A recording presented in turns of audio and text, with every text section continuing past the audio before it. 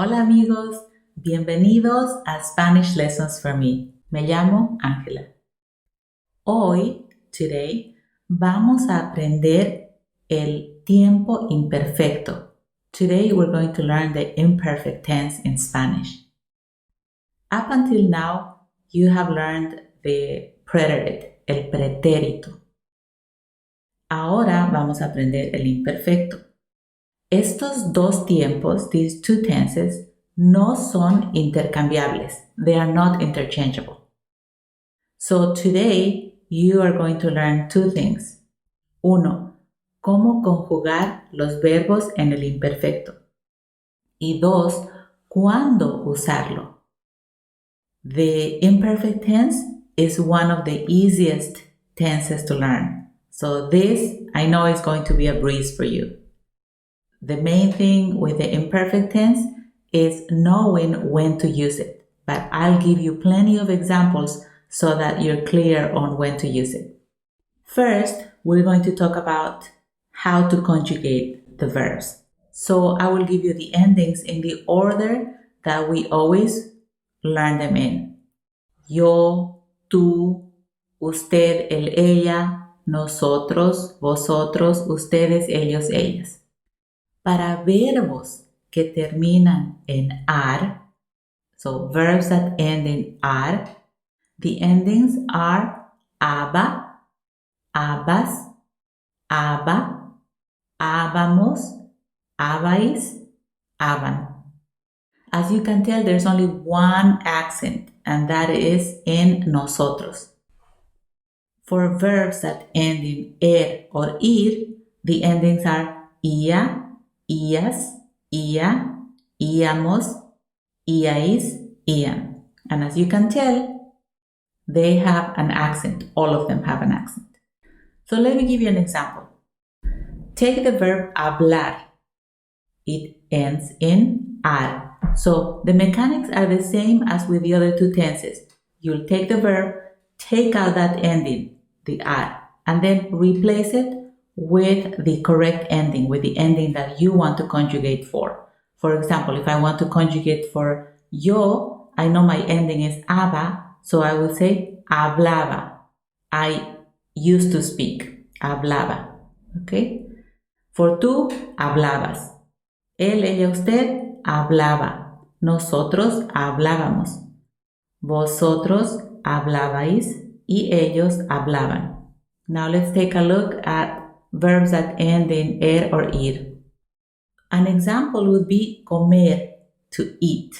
Same thing. Take out that ending, that and then replace it with the ending that you need. Comía, comías, comía, comíamos, comíais, comían. I didn't give you an example with IR, but it would behave exactly the same way. So for example, take vivir, to live. I used to live. Yo vivía.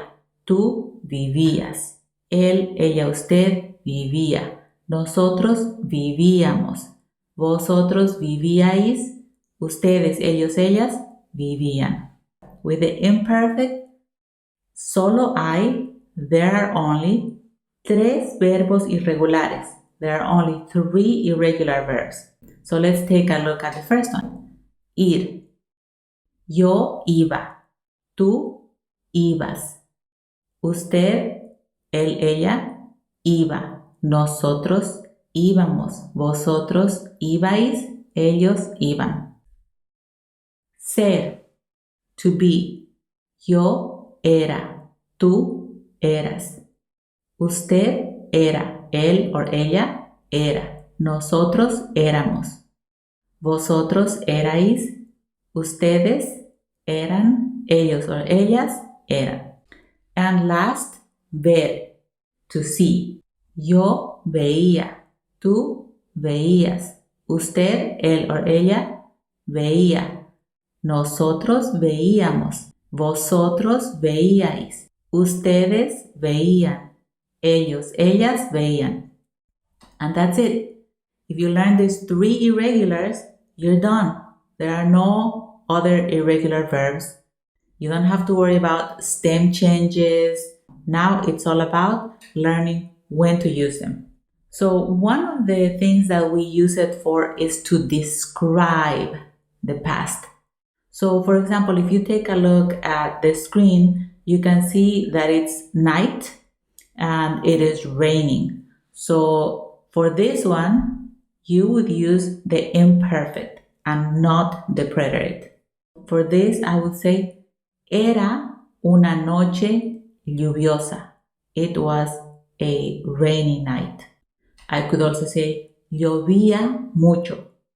It was raining. Eran las 9 de la noche, for example. Era una noche lluviosa, or I could say, llovía mucho. You would use the imperfect tense also for describing how things were during a time in your past. So for example, if I take a look at the picture, let's say that somebody or this person is remembering how he used to be as a kid, or he's about to tell something that happened when he was a kid. So he would start by describing and saying, well, I was 11, I was short, I was sad. So he's still describing. There's no action happening. It's all about description. Tenía 11 años. Era bajo. Estaba triste. Also, you would use the imperfect to describe habitual actions in the past. What is that? Those are things that you used to do repeatedly in the past. So, for example, let's say that you, like this little girl, you practice piano every day.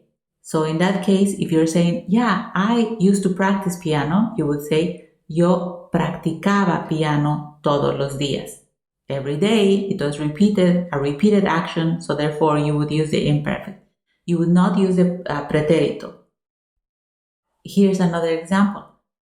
Yo jugaba con mi perro después de la escuela. I used to play with my dog after school. That's something that was a habitual action, so I would use the imperfect.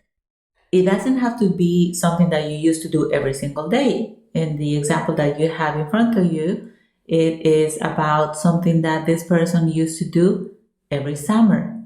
Pasaba los veranos con mi abuela. Also, you would use it to talk about things that were in progress at some time in the past. For example, estaba dormido mientras volábamos. So there are two things happening in progress. I was sleeping while we were flying. It could also be that you have to use it in a sentence where you'll have an imperfect and a preterite. So, for example, estábamos comiendo cuando los niños se pusieron a jugar. We were eating, that's what was happening, that was in progress, when the kids started to play. Se pusieron a jugar, that's preterite because they started, that's the action started, okay? And I wanted to show you a timeline because I think this is a good way of picturing when to use the imperfect. So for the imperfect, you will use the past when you're talking about a chunk of time in the past. So for example, if I'm going to say, I used to live in Colombia. Yo vivía en Colombia. If I say, yo vivía en Colombia, I'm saying, I used to live in Colombia. It was over a period of time. I'm not saying it was just this one year or this one summer. It's an extended period of time. I'm not specifying when I started living there and when I left. Also, if you're describing your feelings, your thoughts, the time, physical characteristics about something or someone in the past, that needs to be in the imperfect. Here I put those little brackets to depict that those were habitual actions, things that used to repeat. And then actions that were in progress. Here, there also something is happening over a period of time, and then this red arrow is meant to depict the preterite. That's if something was happening, it was in progress, and then something interrupted it. Okay?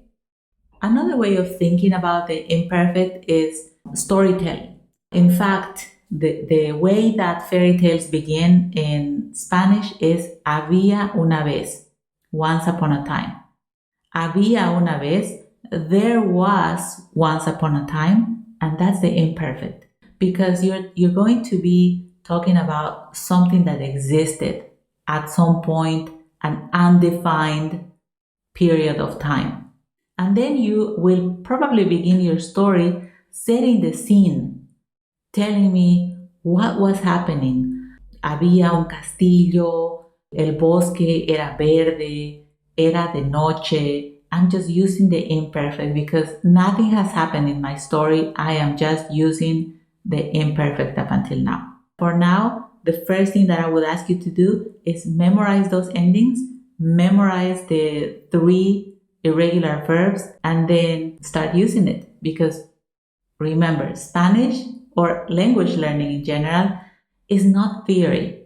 You really need to use it in order for this content to go into your long-term memory. You have to use it, okay? And it takes repetition, it takes time. So be patient with yourself, keep studying, keep up the good work. That's it for today. Adios, amigos.